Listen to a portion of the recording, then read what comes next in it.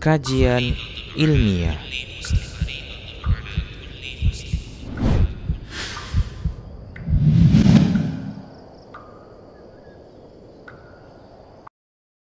Baik, bismillahirrahmanirrahim. Assalamualaikum warahmatullahi wabarakatuh. Alhamdulillahirrabbilalamin. Wassalatu wassalamu ala rasulillah mabad. Para pendengar radio streaming dan mengaji, kita kembali di podcast serial Penyakit Hati. Dan Alhamdulillah di studio sudah hadir guru kita Ustadz Abu Saib Hafizahullah Ta'ala, yang seperti biasa nanti akan menyampaikan atau melanjutkan materi pembahasan penyakit hati yang berikutnya. Ini ada nifak amali.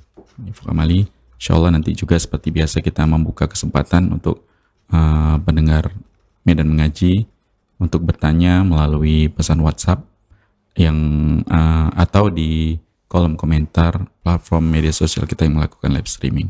Ustaz, langsung saja Ustaz, nifak amali, silakan Ustaz. Bismillahirrahmanirrahim. Assalamualaikum warahmatullahi wabarakatuh.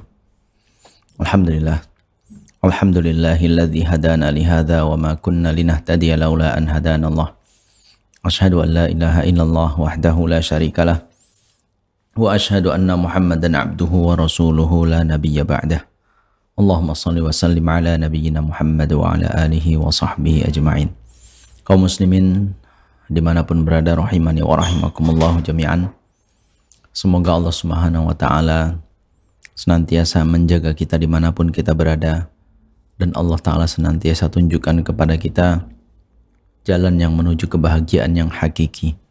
Kebahagiaan baik dalam hidup kita di dunia maupun kehidupan kita kelak di akhirat.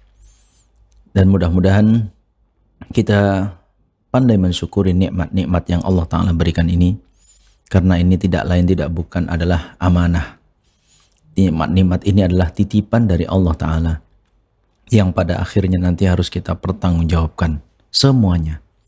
Usia kita, harta kita, ilmu kita, ini semua akan dipertanggungjawabkan di hadapan Allah Subhanahu wa Ta'ala. Taib kaum muslimin rahimani wa rahimakumullah jami'an.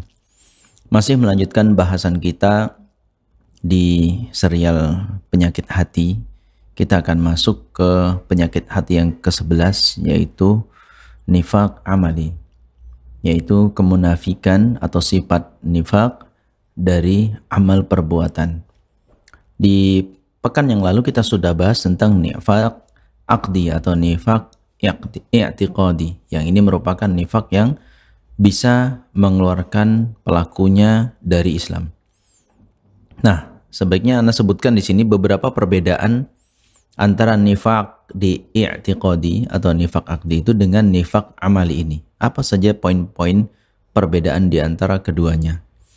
Nah, secara umum seperti yang kita sebutkan, nifak adalah maknanya sama, yaitu menampakkan sesuatu yang berbeda dengan apa yang ada di dalam. Itu menampakkan sesuatu yang berbeda, yang seperti yang ini tidak yang asalnya orangnya seperti itu. Maka ada paling tidak 4 perbedaannya. 4 perbedaan disebutkan di sini di dalam kitab Majmu' Fatawanya Syekhul Islam Ibnu Taimiyah, dan juga disebutkan oleh Dr. Saleh bin Fauzan Al-Fauzan.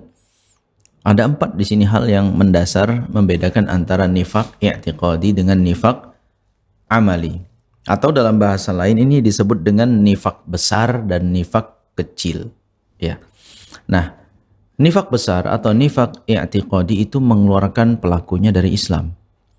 Ya, sebagaimana yang kita jabarkan di pekan yang lalu, itu siapapun yang kemunafikannya seperti itu, ya dari sisi akidahnya, maka itu sebenarnya dia sudah dari Islam, keluar dari Islam.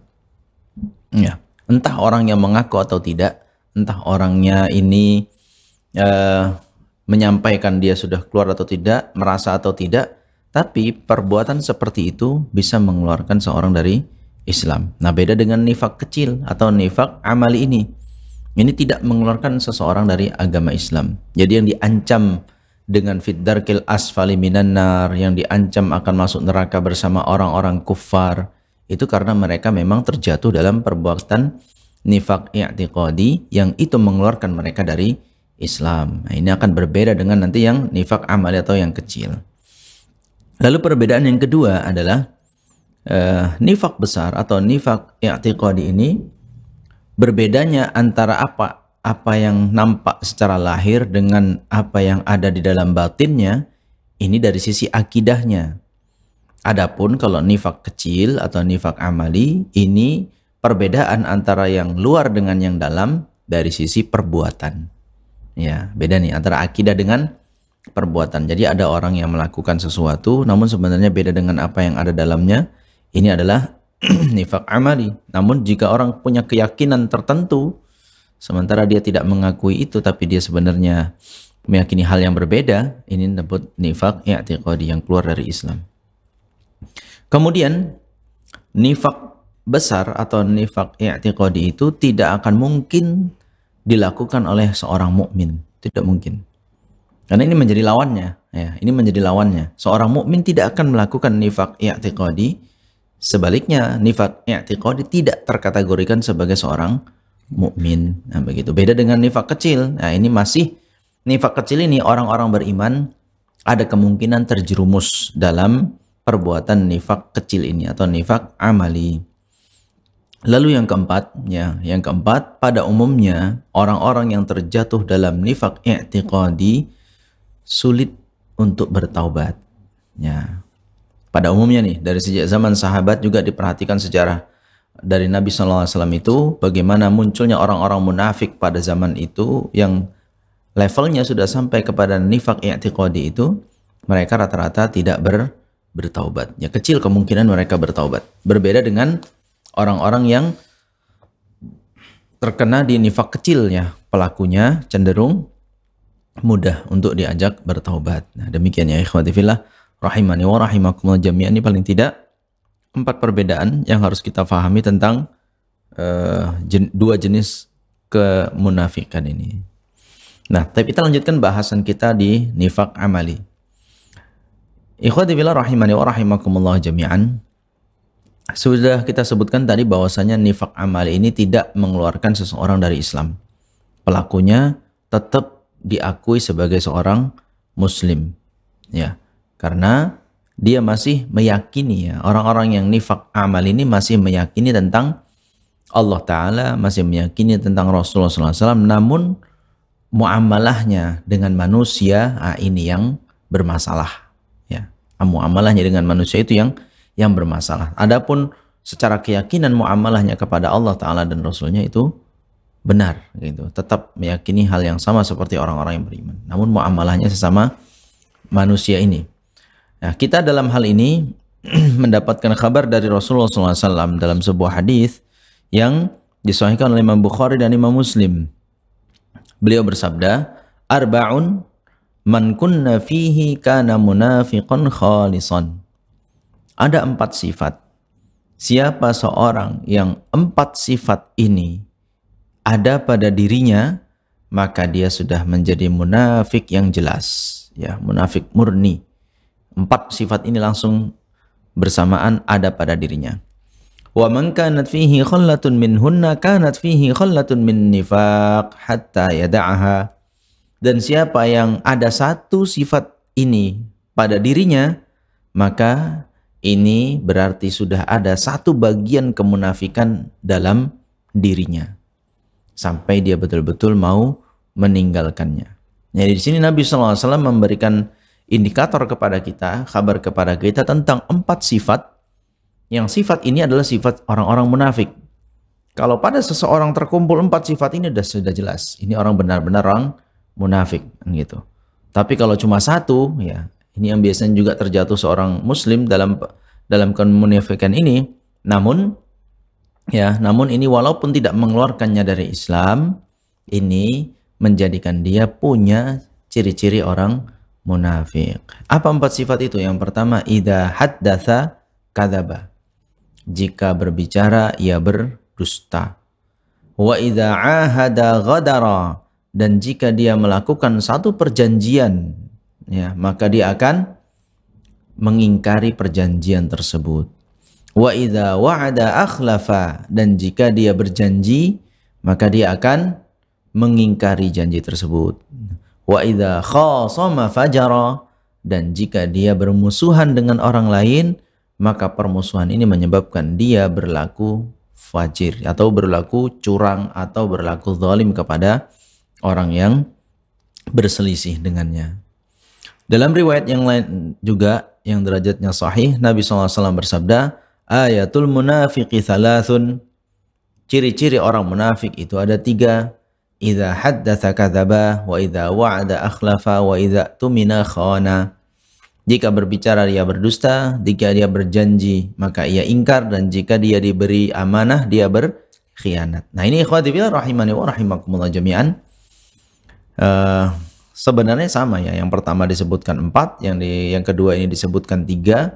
Sebenarnya yang 3 ini yang disebutkan terakhir ada dalam 4 tersebut, yaitu ditambah saja dengan wa idza khasama fajara, dan jika dia berselisih dengan orang lain maka dia akan berlaku fajir, dia akan berlaku berbuat buruk terhadap orang-orang yang berselisih dengannya. Nah ini ikhwati fillah rahimani wa rahimakumullahu jami'an.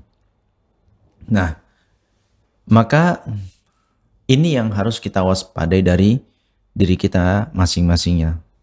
Yang pertama tadi sifat dusta, bahwasanya berarti ciri-ciri orang mukmin, orang yang beriman itu adalah jujur. Itu adalah sifat utama, sifat pokok yang ada pada diri seorang muslim adalah jujur, terpercaya. Karena kalau dia tidak jujur dalam berbicara, ini adalah ciri-ciri orang munafik. Gitu.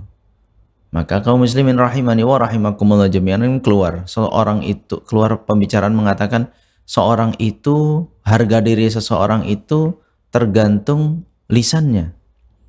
Kalau lisannya bisa dipercaya, kalau lisannya berkata jujur, maka orang pun akan menghormatinya. Orang pun akan menghormatinya dan membenarkan ucapannya. Dan sebaliknya, kalau seorang sudah mulai berdusta, dia pun sebenarnya sudah mencoreng nama baiknya sendiri. Dia sudah menghancurkan nama baiknya sendiri. Nah ini yang perlu kita fahami tentang diri seorang muslim. Jadi kebutuhan kita untuk berbuat jujur, berkata jujur, itu memang kebutuhan diri kita, bukan untuk keuntungan orang lain.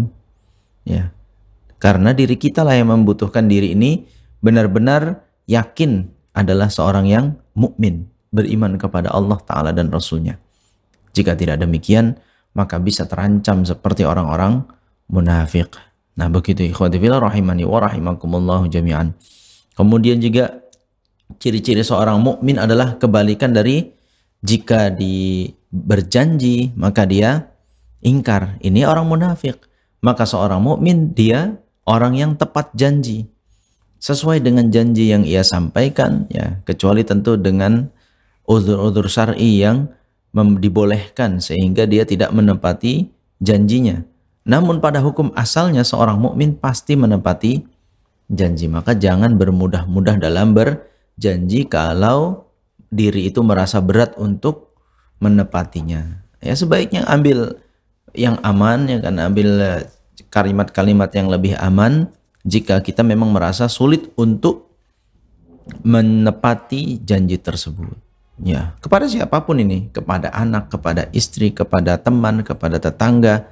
Kalau memang sanggup maka silahkan berjanji, namun jika ragu maka lebih baik hindari, karena janji juga seperti kata orang-orang, janji itu adalah hutang, ya. Janji itu adalah hutang, sehingga orang itu akan berhak menagih atas apa yang sudah dia janjikan. Nah ini hati-hati ya, nanti ditagih orang tentang janji yang sudah kita umbar-umbar ke orang lain.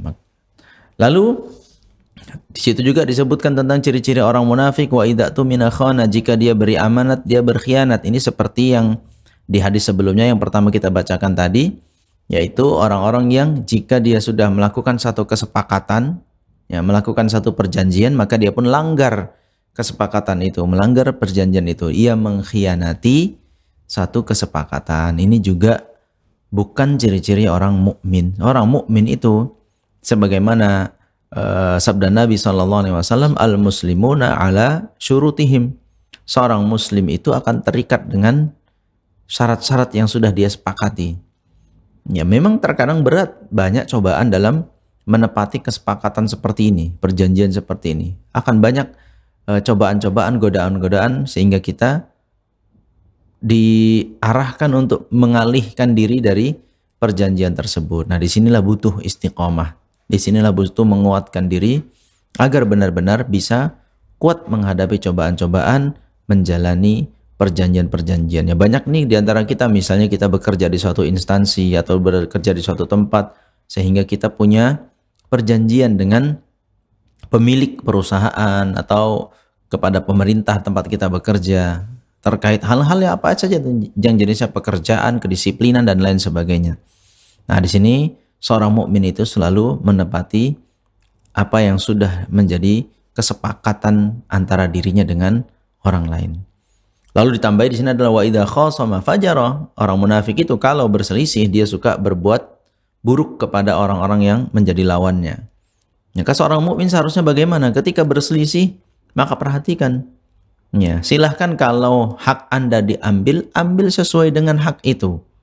Tidak boleh misalnya Anda dizolimi uang 10.000, lalu karena jengkel Anda rusak sepeda motornya. Kan ini nggak adil namanya. Anda cuma rugi 10.000, kenapa motor dia dirusak yang mungkin perbaikannya bisa makan biaya sampai ratusan ribu. Nah, ini kan tidak benar gitu.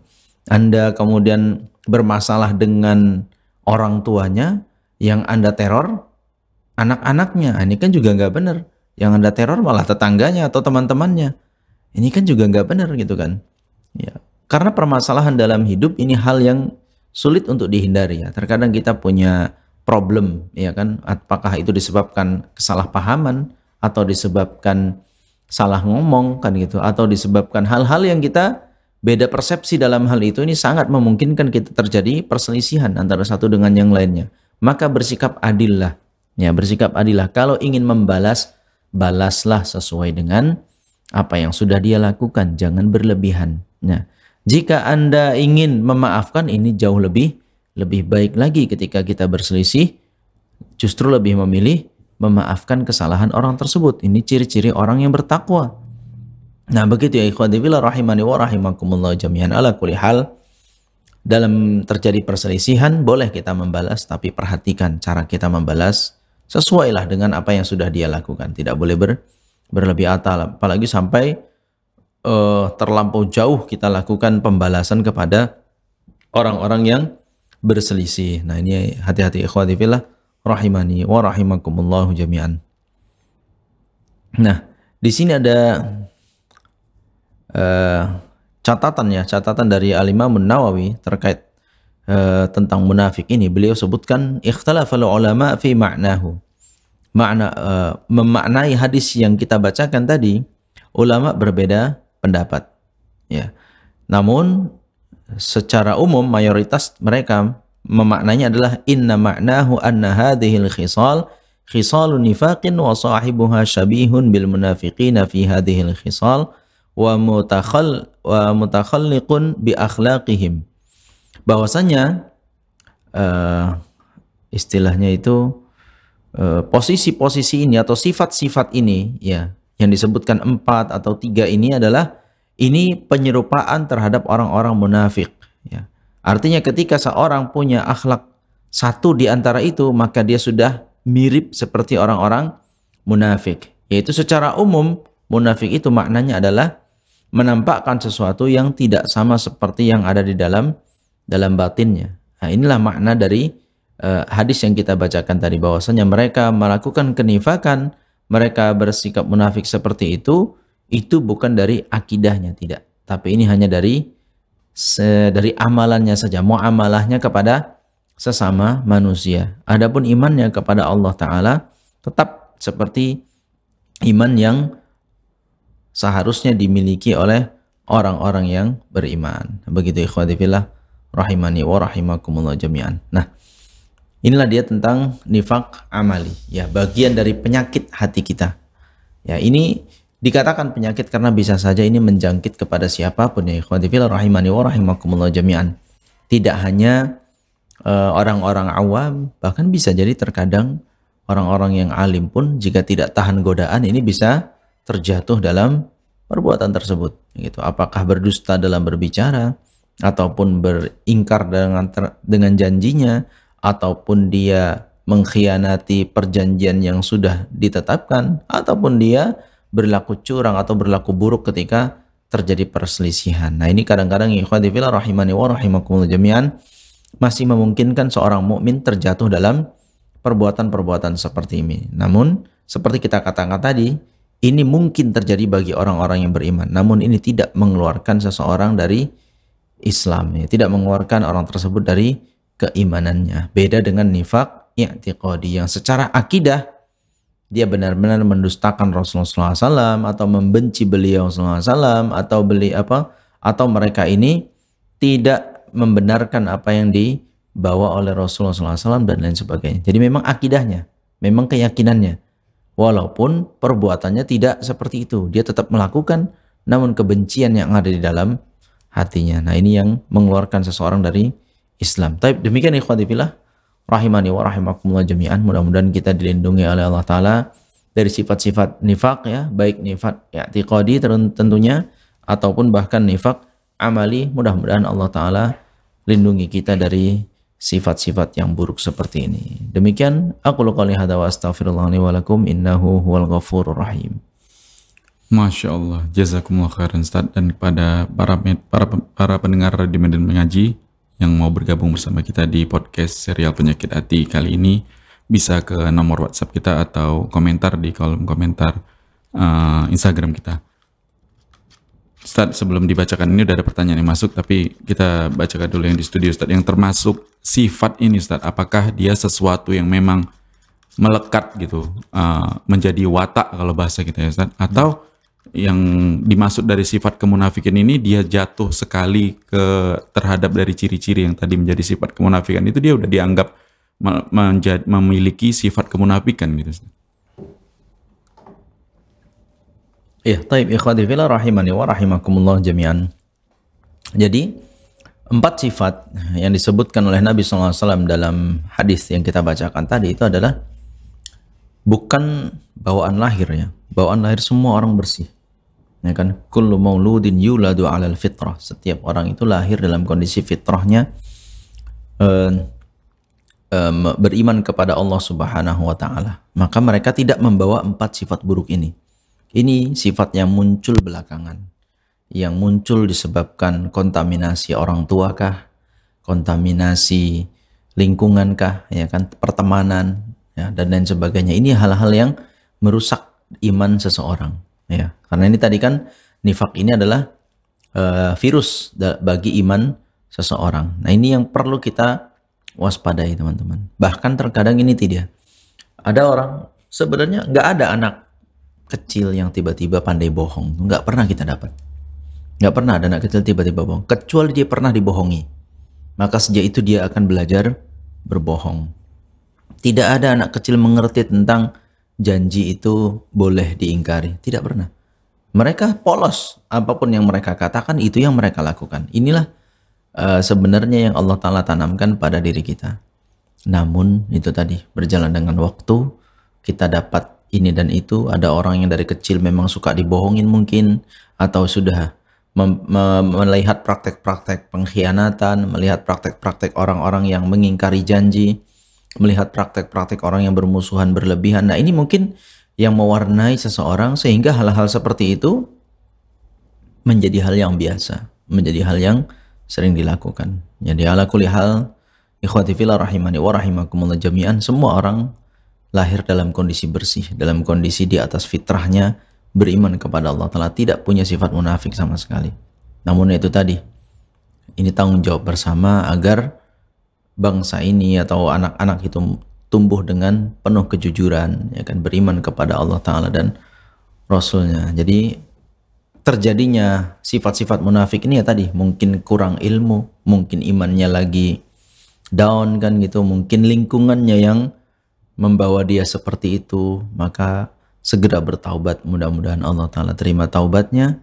Namun jika, ya salah satu syarat taubat juga kan, jika itu berkaitan dengan hak-hak kaum muslimin, yang misalnya dulu pernah dia berjanji kepada orang, sampai sekarang belum ditepati, ya ditepati. Dulu dia pernah mengingkari satu perjanjian atau tidak sesuai dengan perjanjian, maka sekarang tepatin atau minta kehalalan dari orang tersebut. Nah begitu, ya demikian. Wallahu a'lam bishawab. Masya Allah. Ustaz, kita bacakan pertanyaan yang sudah masuk, Ustaz. Ustaz, mohon nasihatnya menghadapi istri yang suka merajuk dan marah-marah tanpa kita tahu apa sebabnya. Apa yang seharusnya saya lakukan sebagai suami karena ini sudah sering kali terjadi. Silakan, Ustaz. Kok jadi serial wanita muslimah lagi? Tapi ikhwati fillah rahimani wa rahimakumullah jami'an. Ala kulli hal itu bukan permasalahan. Kita ucapkan dulu barakallahu fikum kepada si penanya tadi ya. Mudah-mudahan Allah Ta'ala jadikan keluarganya sakinah, mawaddah, warahmah. Adapun yang terjadi ini hanya bagian dari bumbu-bumbu rumah tangga yang mudah-mudahan membuat kehidupannya lebih bisa dinikmati bersama dan menghadapi ujian dari Allah Ta'ala. Ala kulli hal yang ditanyakan tadi itu sebenarnya bukan problem kayaknya ya, bukan problem penanya seorang, itu problem semua suami kayaknya. Sering kan namanya wanita itu kan moody ya. Moody itu kan apa, baperan atau ya gitulah kan gitu kan. Gampang berubah-berubah. Ya, gampang berubah-berubah. Sampai ada kalimat katanya iyanya artinya tidak, tidak tuh artinya iya. Kadang-kadang iya itu artinya ya iya, kadang tidak tuh artinya ya tidak itu kan. Tergantung mood dia lah gitu. Nah ini memang hal yang Masya Allah ya ikhwati fillah rahimani wa rahimakumullah jami'an. Bagaimanapun Allah Ta'ala sudah pilihkan kita punya pasangan itu anugerah, yaitu rezeki nikmat dari Allah Ta'ala. Karena di sana ada orang-orang yang mengidam-idamkan punya pasangan, ternyata tak kunjung datang kan gitu kan, tak kunjung datang. Sementara kita alhamdulillah sudah Allah Ta'ala berikan pasangan. Dan hiruk pikuknya terjadi rumah tangga seperti itu memang ini juga memberikan pelajaran bagi kita, perlu kita banyak berilmu, perlu kita banyak belajar ya. Walaupun mungkin pelajaran itu bentuknya nasihat itu kan, pengalaman-pengalaman orang-orang terdahulu kan, gitu. Dan dari kisah hidup Nabi SAW bersama istri-istri beliau ya radhiyallahu anhum ajma'in, ini juga banyak kan kita dapati Nabi SAW sendiri ya istrinya ribut itu kan sering kan itu kan. Ibunda Aisyah apalagi sangat pencemburu orangnya. Dan istri-istri Nabi itu kan sudah pernah kita bahas sebelum tentang hiruk pikuk keluarga Nabi SAW. Ala kulli hal ikhwah ya, seorang wanita adalah diciptakan Allah Ta'ala sebagai ketika dia sudah menjadi istri bagi seorang pria, maka dia wajib untuk bermuasyarah dengannya, bermuamalah dengannya dengan muasyarah yang baik ya, muamalahnya dengan muamalah yang baik ya. Muamalah yang baik itu bukan hanya maknanya ketika dia baik-baik saja, awak pun baik-baik juga gitu kan. Tapi ketika dia tidak baik, saya pun tidak baik, nggak begitu. Justru ketika dia tidak baik, bagaimana kita jadikan kondisi ini menjadi baik. Itulah kondisi seorang pemimpin. Tentunya ya pasti ada sebab, nah itu kan. Pasti ada sebab. Kenapa tiba-tiba dia bermuka murung, ketika dia tiba-tiba bermuka sangar, ketika dia bermuka yang tidak menyenangkan. Nah ini pasti ada sebab ya. Tidak mungkin tidak ada angin, tidak ada hujan lalu krimis kan gitu. Lalu basah. Ini kan nggak mungkin gitu. Tidak mungkin ada asap kalau tidak ada api. Nah ini yang perlu menjadi PR ya. Menjadi PR harus dicari sebabnya kenapa bisa seperti itu. Ada banyak sih pengalaman-pengalaman kalau cerita orang-orang tua kan gitu. Misalnya ini teori yang harus dipahami betul-betul oleh para suami ya, bahwasanya wanita itu kalau sudah mendekati hari hanya atau hari datang bulannya, itu pasti moodnya hancur-hancuran. Bisa merepet ya, urusan sepele merepetnya panjang kali lebar, ya gara-gara apa sedikit anaknya dimarah-marahi, kita salah sedikit sudah ngomelnya lari-lari kemana, langsung lihat kalender. Saran anak kalau dia lagi marah-marah begitu, tengok kalender. Kemarin bulan kemarin tanggal berapa datang bulannya. Nah, kalau udah kurang-kurang seminggu, udah pas itu memang udah masanya dia akan seperti itu. Nanti kalau udah keluar darah itu aman. Udah keluar itu, karena itu memang beban itu, mau keluar darah itu kan panas, mungkin situasinya pening dia gitu kan, bingung kesana kemari, sehingga nggak netral pikirannya. Nanti kalau udah keluar aman lagi tuh, reda, dan dia juga nggak merasa berdosa dengan perbuatannya kemarin tuh, dia nggak akan ingat gitu kan. Paling kalau diingatkan peringas-peringas, masa sih gitu kan, biasa ajanya gitu kan. Ya sabar-sabarlah gitu kan, sabar-sabarlah kalau menghadapi hal yang seperti itu. Ala kulli hal nih ikhwati fillah rahimani wa rahimakumullah jami'an.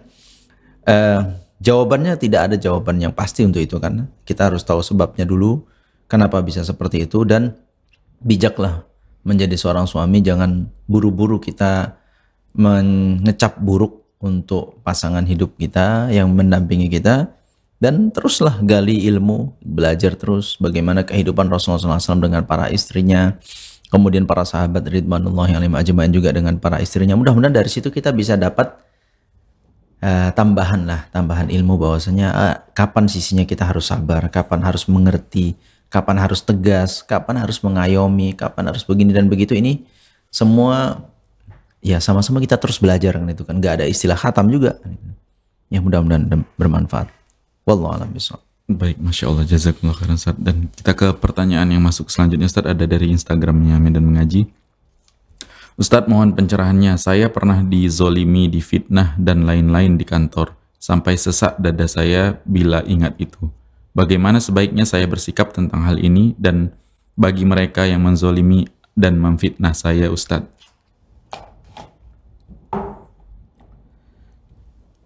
Taib. Barakallahu fiqh kepada yang bertanya tadi. Mudah-mudahan Allah Ta'ala berikan keistiqomahan dalam menjalani perintah-perintah Allah Ta'ala dan menjauhi larangan-larangannya. Terkait pertanyaan itu, bahwasanya mungkin dahulu kita difitnah. Mungkin di sini Anda luruskan makna fitnah. Ini adalah definisi Indonesia ya, bahwasanya dituduh melakukan perbuatan atau mengatakan perkataan yang tidak pernah dilakukan. Nah ini ikhwati fillah rahimani wa rahimakumullah jami'an. Kalau terjadi seperti itu, ada banyak hal yang menjadi latar belakang ya, menjadi faktor kenapa itu terjadi. Yang pertama bisa kemungkinan orang cuma ikut-ikutan. Dia nggak tahu permasalahan, cuma pengen ikut ribut aja, pengen rame. Yang kedua mungkin orang yang hasad dengan Anda, itu kan, sehingga dia ingin Anda hancur, ingin Anda rusak, gitu, ingin Anda bingung, ingin Anda depresi. Ya.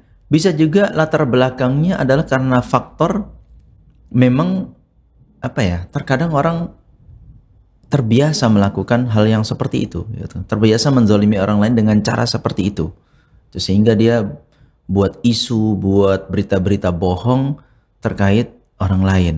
Nah, wallahu alam, apa latar belakang dari itu semua? Dan bisa jadi juga ada orang yang karena tidak tabayun saja kan gitu kan, mendengar apa-apa langsung punya persepsi tersendiri terhadap apa yang kita lakukan atau kita ucapkan. Nah ini ikhwati fillah rahimani wa rahimakumullah jami'an. Dalam menghadapi ini, kita tinggal punya pilihan. Ya. Apakah kita tampung atau kita abaikan? Ya. Apakah kita tampung hal tersebut sehingga dia bercokol di dalam hati sanubari kita, atau kita mau tolak kan gitu, atau kita mau abaikan saja kan gitu. Ya. Ala kulli hal, semua itu kan kita pertanggungjawabkan nanti di hadapan Allah Ta'ala, bukan di hadapan manusia. Apa yang kita ucapkan, apa yang kita lakukan, tidak sama sekali kita bertanggung jawab di hadapan manusia. Kita bertanggung jawab di hadapan Allah Ta'ala. Maka jika terjadi demikian, kalau Anda memilih untuk menampung omongan-omongan yang Anda pahami itu adalah dusta, tuduhan-tuduhan yang dusta, kita tampung, silahkan. Anda seperti menampung setumpuk sampah yang kalau makin lama kita simpan makin membusuk, makin membuat kita risih, makin membuat kita ya susah sendiri kan gitu kan, namanya nyimpan sampah. Dan kita punya pilihan kedua untuk mengabaikan itu. Ya tadi, kalau dia memang tidak tahu gitu kan, hanya ikut-ikutan saja, mudah-mudahan Allah Ta'ala ampuni dosanya. Kalau dia memang orang yang hasad kepada kita, orang hasad memang gak ada obatnya. Udah kita bahas kemarin tentang penyakit hasad. Memang gak ada obatnya. Dia memang akan berlaku buruk kepada orang yang dihasatinya.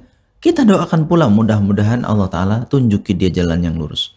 Kalau memang ada orang yang suka seperti itu, gitu kan, tak ada angin, tak ada hujan, dia memang suka karena kebiasaan melakukan seperti itu, ya mudah-mudahan doakan kebaikan untuk mereka semua. Dan itu mudah-mudahan lebih bermanfaat.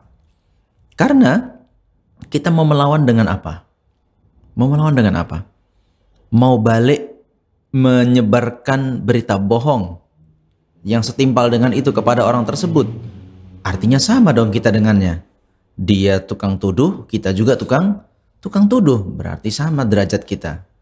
Atau kita mau abaikan tadi itu semua, ya kan? Ala kulli hal, orang punya lisan masing-masing dan kita tidak bisa paksa orang untuk memikirkan, mengucapkan seperti yang kita ucapkan dan kita pikirkan. Tidak bisa kita paksa orang seperti itu. Yang bisa kita hanya kembalikan kepada Rabbul Alamin yang membolak-balikan hati manusia. Ambil contoh, dulu Nabi kita SAW dituduh apa? Dituduh pendusta, dituduh penyihir, dituduh gila, dituduh penyair, macam-macam Nabi dituduhkan. Apakah beliau SAW pedulikan kata-kata itu? Nggak peduli. Karena yang beliau yakini ini langsung dari Allah Ta'ala. Beliau tidak berdusta. Beliau dalam kondisi sadar. Beliau penuh keimanan. Beliau penuh rasa ingin berdakwah, menyampaikan kebaikan kepada umatnya. Dituduh macam-macam, ya sudah. Ya kan? Dan beliau nggak pernah balas ucapan itu sama sekali. Tidak digubris oleh beliau.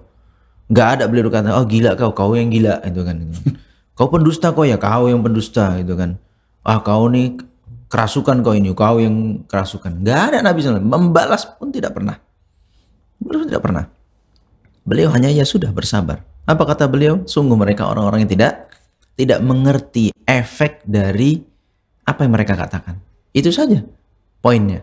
Mereka tidak mengerti. Kalau mereka mengerti efek dari yang mereka katakan, pasti mereka nggak akan berani ngomong-ngomong seperti itu. Pasti itu. Karena orang-orang beriman tidak akan melakukan hal seperti itu. Nah itu ikhwati fillah rahimani wa rahimakumullah jami'an. Kalaupun diingat-ingat, ya untuk apa diingat-ingat? Tidak ada manfaatnya juga. Balikkan semua kepada yang maha kuasa, ya Allah. Gitu. Allah yang maha tahu tentang diri kita, apa yang kita ucapkan. Kalau seandainya yang mereka tuduhkan itu benar, seandainya kita lakukan dalam kondisi khilaf mungkin, tak sadar mungkin, tak merasa mungkin, minta ampun kepada Allah Ta'ala. Tapi seandainya yang mereka tuduhkan itu hal yang tuduhan dusta, ya mudah-mudahan ini menjadi tambahan amal kesabaran kita, tambahan nanti gibah mereka pun kirim-kirim pahala ke kita. Ya sudah, semua ala kulli hal akan dipertanggungjawabkan di hadapan Allah Ta'ala. Biar Allah Ta'ala yang membuktikan itu semua. Ya, mudah-mudahan dengan demikian kita lebih lega lagi dan kita masih bisa fokus untuk melakukan kebaikan-kebaikan yang lainnya tanpa menghiraukan hal-hal buruk yang tidak bermanfaat. Kata Nabi SAW kan bersabda, ihris ala ma yanfa'uka wasta'in billah. Ya. Kamu serius aja, kamu fokus aja kepada hal-hal yang bermanfaat untukmu dan minta tolonglah kepada Allah Ta'ala. Udah, kita serius saja untuk apa yang bermanfaat. Selesai. Karena silih berganti omongan orang itu tidak akan ada berhentinya. Apapun yang kita lakukan tetap ada yang mendukung, ada yang membenci. Demikian. Wallahu a'lam bishawab. Baik, Masya Allah, jazakumullah khairan Ustaz. Dan mungkin dari kita yang di studio Ustaz, tentang berdusta ini Ustaz, apakah semua sifat atau kedustaan ini langsung masuk ke level kemunafikan Ustaz? Atau misalnya ada yang didispensasi, misalnya berdosa untuk, ada yang untuk kebaikan hubungan misalnya Ustaz, antara suami dan istri, atau antara pimpinan dan bawahan, atau seperti itu Ustaz, diperbolehkan Ustaz? Taib ikhwati fillah rahimani wa rahimakumullah jami'an. Pada hukum asalnya dusta itu semuanya haram. Menurut kita kecil ataupun besar, semuanya haram. Besar itu di hadapan Allah Ta'ala.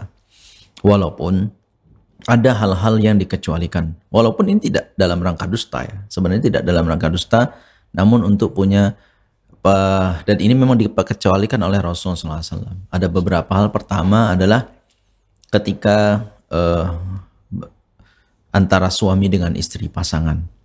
Boleh berdusta, cuma dustanya itu bukan betul-betul dusta yang berlebihan ya. Artinya dusta itu mengatakan, kaulah wanita paling cantik di muka bumi ini. Itu kan fakta dusta itu. Fakta dusta. Mana mungkin istri kita tuh paling cantik di dunia itu kan. Baik di mata kita sendiri, apalagi di mata orang lain kan itu kan. Di mata kita sendiri aja kita masih tertarik dengan wanita lain kan itu kan. Tapi itu diucapkan dalam rangka agar tadi lebih mengeratkan hubungan suami istri. Itu nggak masalah. Tapi kalau udah sampai dustanya bahwasanya uang belanja hari ini kurangin ya kan gitu kan. Yang biasanya 1 juta ini 500.000 aja. Kenapa? Ya gajinya lagi berkurang kan. Padahal nggak ada masalah. Cuma karena pengen ganti sepeda motor aja, karena pengen beli baju aja kan gitu kan. Jadi belanjaan istri dikurangin gitu kan. Nah ini kan nggak betul udah. Nah, itu dalam rangka hanya kalimat-kalimat pemanis untuk istri. Nah, itu boleh. Ya agak-agak. Ya bahasa kita sekarang gombal lah ya kan. Gombal-gombal itu biasa.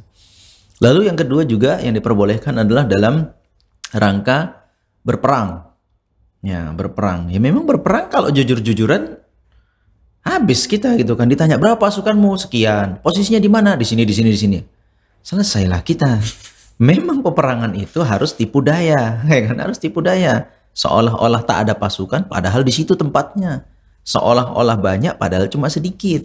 Seolah-olah mundur, padahal itu jebakan kan gitu dan sebagainya. Memang peperangan itu penuh dengan tipu muslihat gitu kan. Jadi memang peperangan itu dibolehkan untuk bertipu muslihat ya gitu.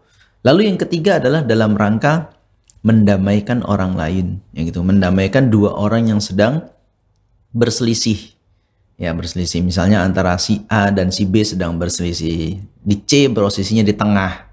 Dia kawan sama si A, dia juga kawan sama si B, tapi dia pun bingung kenapa dua ini bertengkar. Nah, mungkin hanya sekedar menyampaikan, kamu tahu nggak si B itu sebenarnya ya nggak marah-marah betul sama kamu itu. Dia banyak juga puji-puji kamu bagus begini-begini gitu kan. Oh iya nyang. Nanti bilang lagi sama si B, si A itu nggak betul-betul benci sama kamu, nggak betul-betul marah itu. Sebenarnya dia tuh biasa aja, bahkan dia puji-puji kamu bagus kok orangnya. Bener. Sehingga ketika si A sama si B berjumpa, hatinya sudah sama-sama sembuh kan gitu. Artinya walaupun tadi tuh kawannya cuma ya agak-agak omongannya agak dibesar-besarin sedikit nah gitu kan. Ya, tapi ala kulli hal ini bukan dalam rangka betul-betul berdusta. Itu bukan betul-betul si B itu udah siapkan kamu mobil loh, udah dibelikan kuncinya tinggal ambil aja nih kan. Betul dusta tuh mobilnya nggak ada. B, si A itu katanya minta dibeliin mobil. Ini kan betul-betul hal yang sangat jauh lah gitu kan. Ya, jadi tidak juga berlebihan dalam hal yang dibolehkan seperti itu. Dan ini hal-hal yang memang dikecualikan dalam berdusta. Namun ikhwati fillah rahimani wa rahimakumullah jami'an, kita harus betul-betul camkan bahwasanya hukum asal dalam berdusta itu haram. Kecil besar. Mau kepada anak-anak, mau kepada adik sendiri, mau kepada orang, apalagi kan orang tua, nggak boleh. Bahkan kita tahu ya kalau kisahnya bagaimana Imam Bukhari itu menyeleksi para rawi-rawi hadis ya kan yang bisa diterima hadisnya oleh Imam Bukhari rahimahullah apa? Salah satunya jangan pernah si perawi itu berdusta. Yang level berdusta yang dianggap oleh Imam Bukhari itu sampai seandainya dia panggil hewan, tangannya seolah-olah sedang memegang makan hewan tersebut, ternyata ketika hewannya sudah datang tidak ada makanan itu, dicoret hadisnya sama Imam Bukhari. Dicoret, nggak terima. Ini udah masuk, ya, padahal nggak dusta kan? Masa sama ayam kita sampai dihukumi seperti itu gitu kan? Anda sudah berdosa kepada ayam, tadi panggil kur gitu kan? Kayaknya ada makanan sampai datang cuma dilus-lus ayamnya, apalagi dipotong pula itu. Gitu. Nah gitu, panggil kucing gitu kan, meong ya, kayaknya ada makanan. Nah, tapi kalau sama Imam Bukhari, wah ini ketat, coret hadisnya gara-gara itu saja. Kalau dapat dia cerita si imam ini, rawi ini pernah melakukan begini-begini kepada ayamnya atau kepada kucingnya, nah coret itu.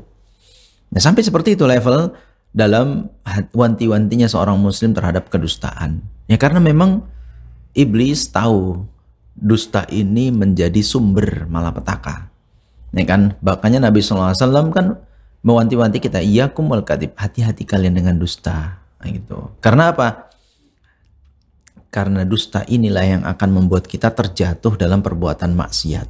Awalnya dusta itu menjadi sumber malapetaka. Dusta ini yang membawa kita kepada perbuatan maksiat, dan maksiat ini kalau sudah kita lakukan dia akan manggil saudara-saudaranya, maksiat-maksiat yang lainnya akan sedikit-sedikit mendatangi kita.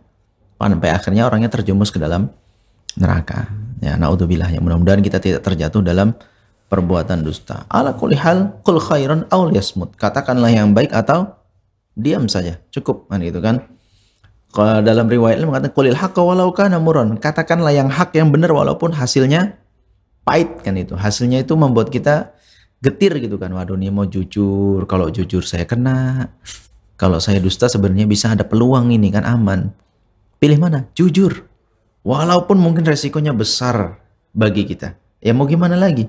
Itulah sifat seorang mukmin. Atau ya sudah diam. No comment gitu kan. No comment, saya tidak tahu.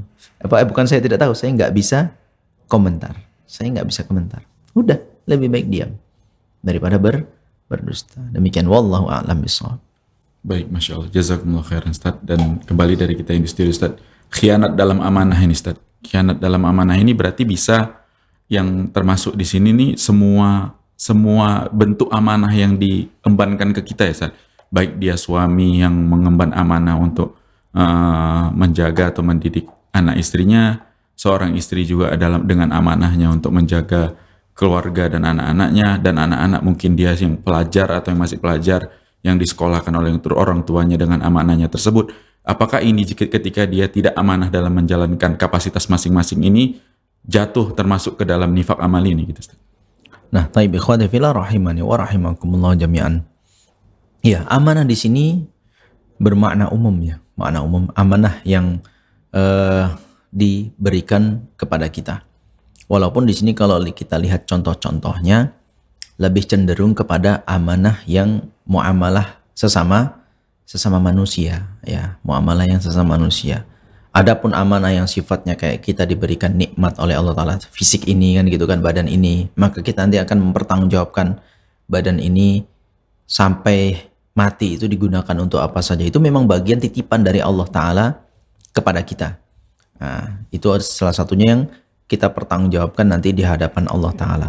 Namun di sini adalah lebih cenderung kepada muamalah sesama manusia ya, manusia. Kalau kepada istri, kita kan kemarin bermuamalah janji kepada orang tuanya gitu kan, Pak, yakin tenang aja Bapak, anak Bapak sama saya aman Pak, nggak akan susah, makannya pasti enak ya, tinggalnya pasti nyaman dan lain sebagainya itu kan. Itu kan Anda berarti sudah orang tuanya memberikan kepada itu salah satu karena janji kita itu tadi kan gitu, dan dia titipkan anaknya tadi. Walaupun setelah jadi istri ya tentu Anda lebih berkuasa ya, lebih punya wewenang dibandingkan orang tuanya sendiri kan gitu. Jadi ini lebih contoh-contohnya akan kita dapati lebih kepada muamalah kita sesama manusia.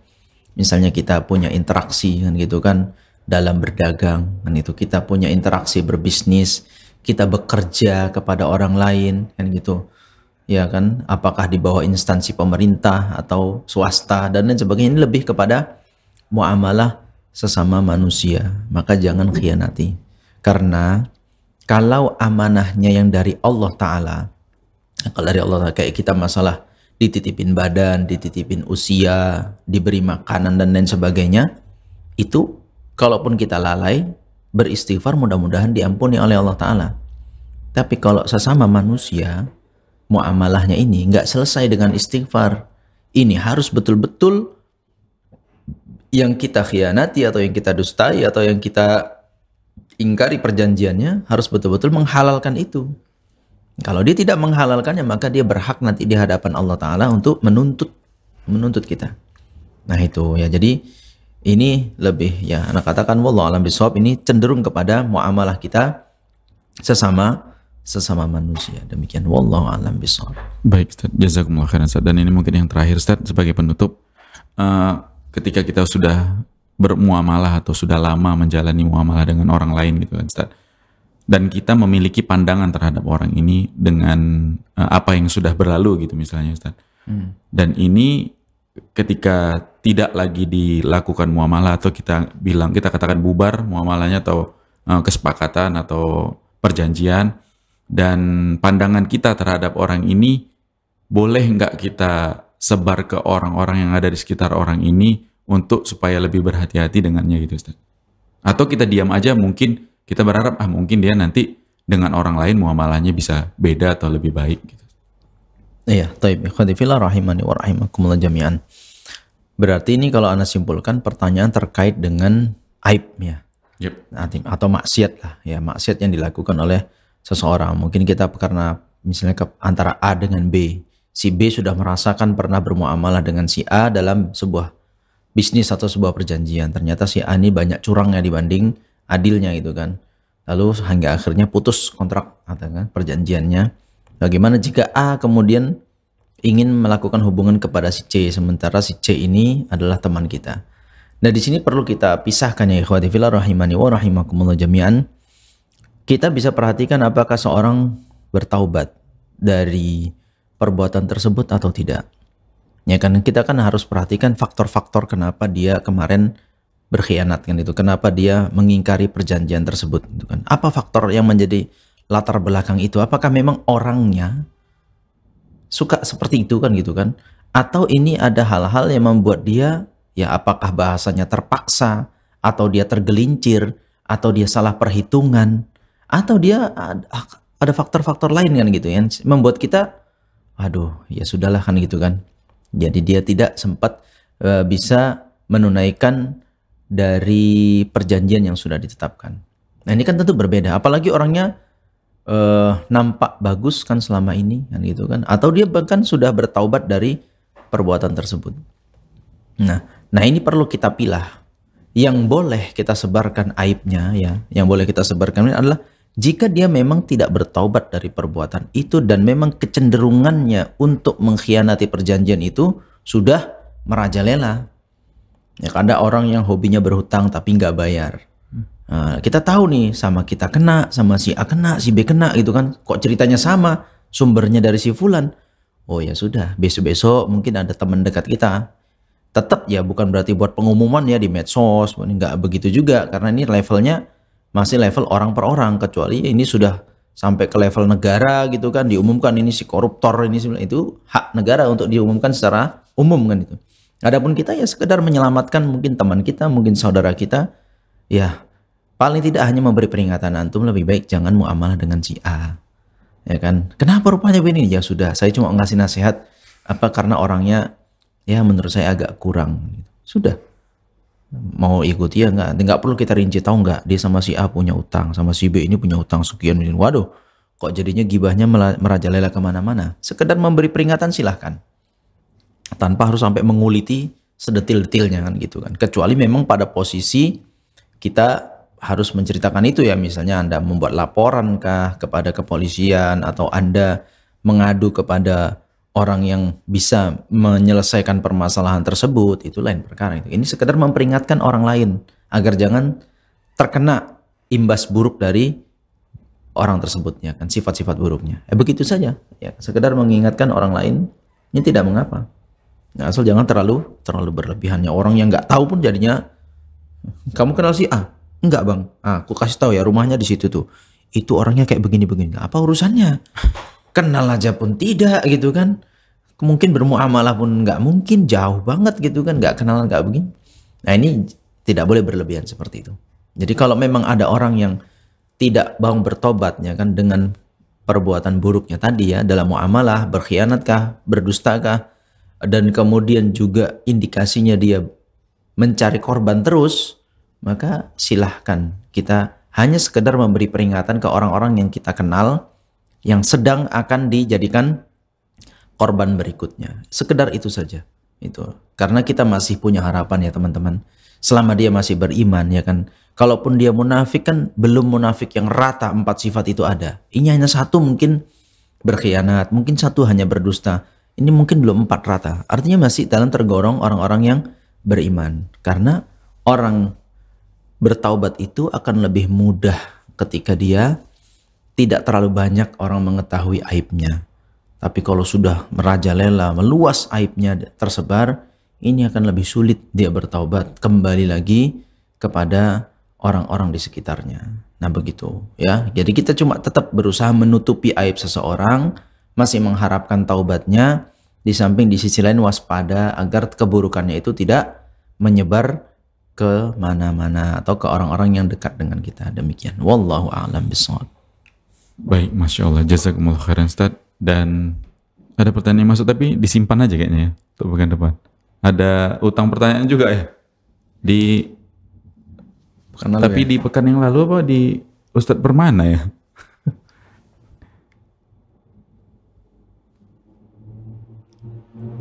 Siap-siap, kita simpan aja karena waktunya juga udah mepet. Para pendengar di Streaming dan Mengaji, kita cukupkan pertemuan kita di serial penyakit hati kali ini. Mudah-mudahan apa yang kita sajikan bermanfaat, tentunya untuk kami pribadi, juga untuk Anda dimanapun Anda berada. Kami mohon maaf belum bisa semua dibacakan pertanyaannya, insya Allah.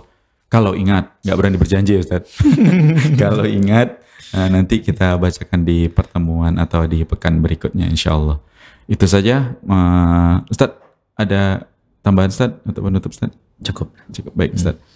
Itu saja, mudah-mudahan kita bisa ketemu lagi di pertemuan selanjutnya masih di serial penyakit hati. Mewakili kru yang bertugas kami pamit, kita tutup dengan doa kafaratul majelis. Subhanakallahumma wa bihamdika asyhadu an la ilaha illa anta astaghfiruka wa atubu ilaik. Assalamualaikum warahmatullahi wabarakatuh. Waalaikumsalam.